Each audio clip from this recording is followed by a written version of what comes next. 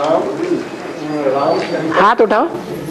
राम शंकर की पूजा करते हैं। शंकर ऐसे नहीं बोलो, ऐसे बोलो कि भगत लोग हनुमान की पूजा करते हैं, हनुमान राम की पूजा करते हैं, राम शंकर की पूजा करते हैं, और शंकर जो है शिव को याद करते हैं।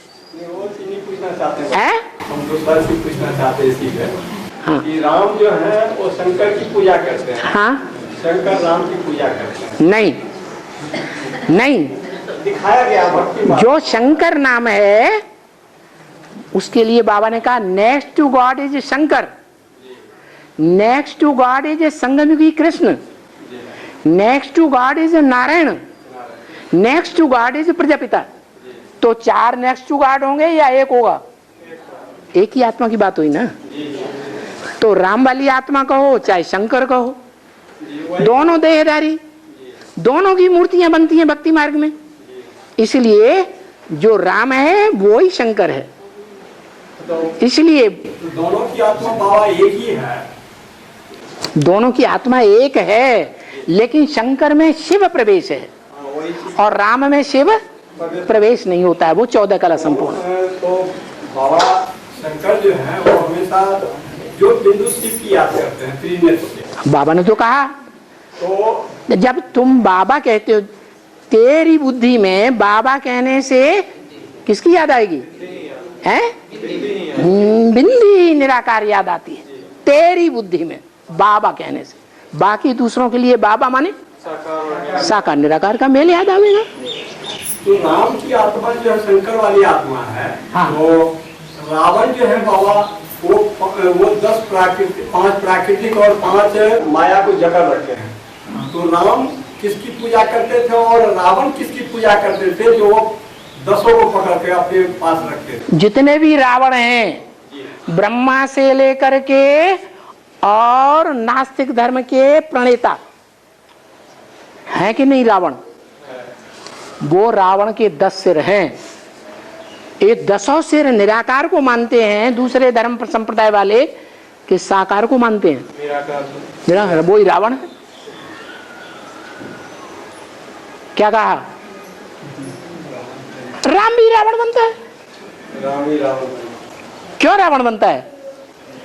जितने भी रावण बनने वाले हैं उन रावणों का या रावणों का जो 11वां शीश है गधा, उस ब्रह्मा का बाप कौन?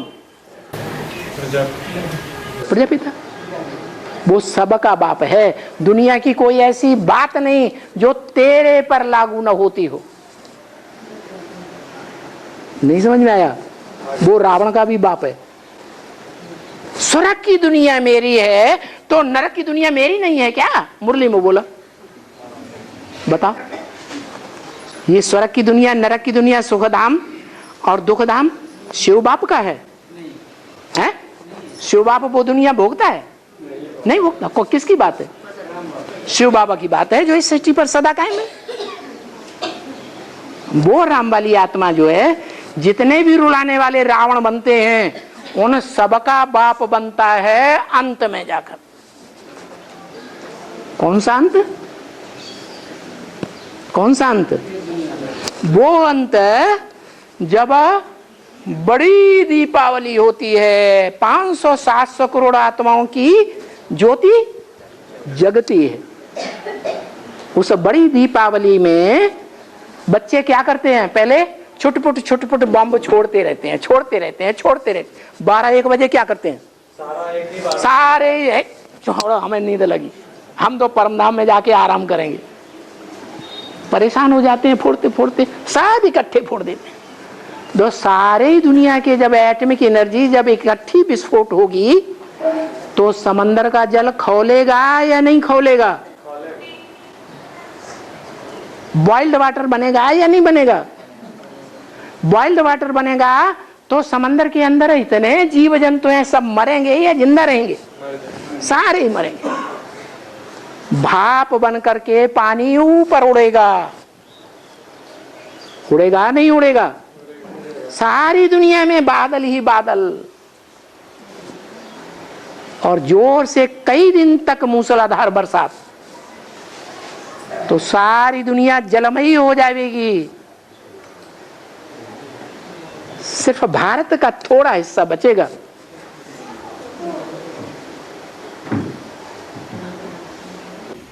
बाबा वो हिस्सा तो माउंट आबू ही होगा ना? है वो हिस्सा तो माउंट आबू ही होगा ना? नहीं, कौन सा? माउंट आबू बिल्कुल नहीं होगा।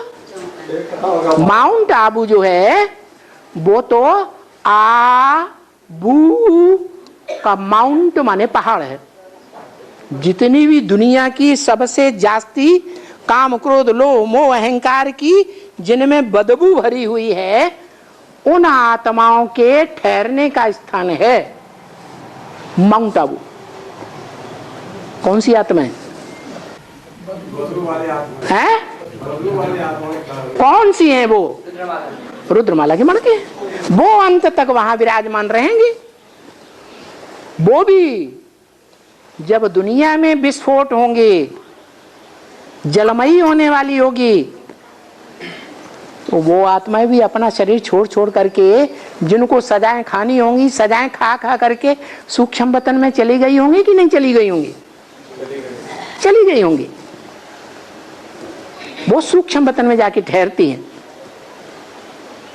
इसलिए माउंट आबू भी अंत में क्या होगा? है जलमयी हो जाएगी। माउंट आबू कोई भारत का, उत्तरी भारत का हिस्सा नहीं है। उत्तर भारत में है नहीं, वो नॉर्थ इंडिया है।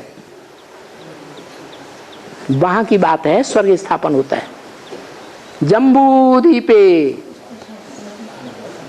उसका नाम अभी भी जम्मू, जम्मू नाम है कि नहीं? वहां से लेकर पहाड़ का जितना भी हिस्सा है वो ऊंची स्टेज वालों का हिस्सा है। जो कवि ने सात्विक भावना में स्थिर होकर के कविता गाई है। हिमगिर के उत्तुंग शिखर पर बैठ शिला की शीतल छान। क्या हिमगिर कौन सा? कौन सा पहाड़? हिमालय पहाड़। उत्तुंग जो सबसे ऊंचा अंग है पहाड़ का, कौन सा ऊंचा अंग है? उस माउंट आबू पहाड़ का सबसे ऊंचा अंग कौन सा है? हैं? हैं? वो तो लंबा पहाड़, जम्मू से लेकर के अरुणाचल प्रदेश तक सारा हिमालय पहाड़ है। उसका भी सबसे उत्तुंग शिखर कौन सा है? सबसे ऊंचा अंग एवरेस्ट चोटी। एवरेस्ट का क्या मतलब है? एवर माने सबसे जास्ती ईस्ट, पूर्वीय सभ्यता वाला। क्या अभी भारत की पूर्वीय सभ्यता वाला अंग कौन सा है? जहां यादगार बनी हुई है मनुष्य सृष्टि के बीज की।